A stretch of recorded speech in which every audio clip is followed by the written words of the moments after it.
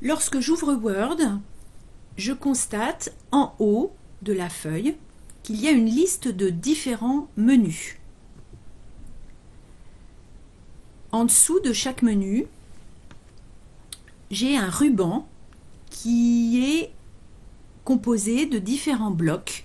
Et dans chaque bloc, le bloc presse-papier, le bloc police, le bloc paragraphe, je retrouve plein de petits raccourcis relatifs à la dénomination du bloc. Dans le bloc presse-papier, j'ai les commandes copier, coller, etc. Dans le bloc police, j'ai toutes les instructions sur les caractères. Police, ça veut dire caractère, c'est donc sur les lettres. Et puis dans le bloc paragraphe, je vais pouvoir m'occuper des paragraphes. Donc on va rapidement revoir les commandes du bloc police.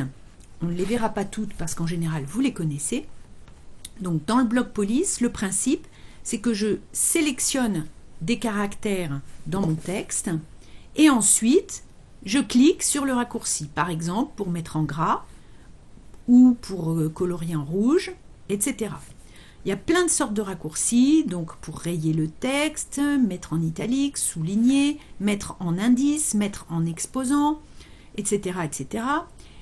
Là, je vais vous montrer un raccourci pour définir ce qu'est la casse. Donc le raccourci modifier la casse permet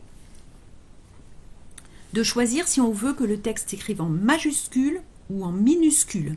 Et quand j'appuie sur le petit triangle, qui est en fait un petit tiroir, eh bien je vois que je peux faire plein de commandes relatives à la casse, c'est-à-dire au fait que les lettres soient écrites en minuscule ou en majuscule. Comme inverser la casse, mettre la lettre de chaque premier mot en majuscule, voilà, etc. Donc ça, c'est la casse. Toujours dans la police, si je veux avoir la liste complète de toutes les commandes et non pas avoir que quelques raccourcis, je clique sur le petit tiroir en bas à droite et là, j'obtiens, il y en a pour 2 onglets, l'ensemble de toutes les commandes que l'on peut effectuer sur la police, c'est-à-dire sur les caractères. Je désélectionne et maintenant, nous allons passer aux commandes des paragraphes. Donc, en général, vous savez déjà vous servir des commandes de police, même sans savoir que ça s'appelle police, maintenant vous le savez. Dans les commandes de paragraphes, la première chose à faire pour mettre du texte en forme, c'est faire quelque chose qui n'est pas agréable pour lire le texte, mais quand on met en forme, on ne lit pas le texte, c'est appuyer sur la lumière des paragraphes. Donc j'appuie ici, c'est comme si j'allumais la lumière, et tout d'un coup je vois des tas de signes qui sont très désagréables à lire, puisque entre chaque mot, lorsqu'il y a des espaces, là je vais taper plein d'espaces, et bien les espaces se matérialisent en points, et puis lorsque je tape entrée, eh bien ça va à la ligne. Voilà. Là, j'ai fait une petite coquille. Donc, un paragraphe, eh bien c'est ce qui se situe entre une fin de ligne et une autre fin de ligne. On verra qu'il est complètement inutile, quand on veut sauter des lignes, de procéder à ce genre d'introduction en faisant plein d'entrées. Ce n'est pas un moyen professionnel de se servir d'Excel, on le verra dans les exercices par la suite. Donc si je prends ce paragraphe, eh bien, il y a des commandes que vous connaissez déjà.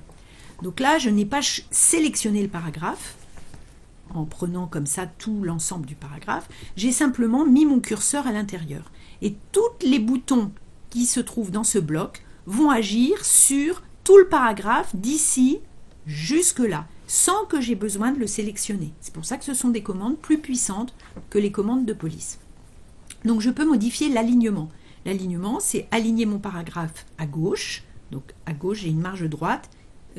À droite, la marge est en dentelle. Je peux centrer mon texte. Donc là, vous voyez que tout le paragraphe est centré. Je peux l'aligner à droite. Donc là, la marge droite est bien droite. La marge gauche est tout en dentelle. Et enfin, je peux justifier mon texte, c'est-à-dire m'arranger pour que les deux bords soient droits des deux côtés. C'est quelque chose qui se remarque, voilà, un petit peu mieux quand on met le texte en petit. Alors maintenant, je vais aller ouvrir le menu paragraphe. C'est un menu détaillé, donc je vois que la première boîte, c'est ce que je viens de régler. Ça concerne l'alignement, à gauche, centré, à droite, justifié. On a vu les définitions.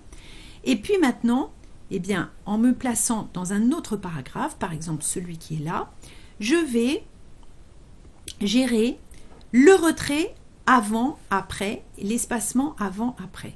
Qu'est-ce que c'est que le retrait avant-après, l'espacement avant-après? Le retrait, c'est l'espace à gauche et à droite du paragraphe. Donc, si je veux faire un retrait à gauche, voilà ce qui s'est passé. C'est l'espace en plus de la marge. Hein, ça, c'est la marge. Et puis, en plus de la marge, eh bien, j'ai mon retrait gauche.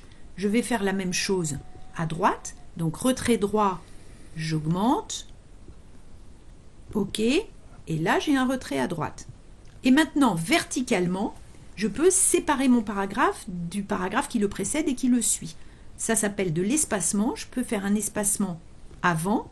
Alors, l'espacement avant se mesure en points. Hein, ce qui est vertical se mesure avant. Et donc, on va déjà regarder l'espacement avant comme ça. Vous voyez qu'il y a un petit espace ici. Et puis, je vais faire de l'espacement après. Donc, je suis toujours dans mon paragraphe. On recommence. Espacement après. 36 points. Et donc là, vous allez voir que mon paragraphe est bien séparé de celui qui le précède et de celui qui le suit. Donc, pour résumer, retrait gauche, retrait droit, espacement avant, espacement après. Le retrait se mesure en centimètres, l'espacement se mesure en points, et 6 points, c'est l'équivalent d'une ligne.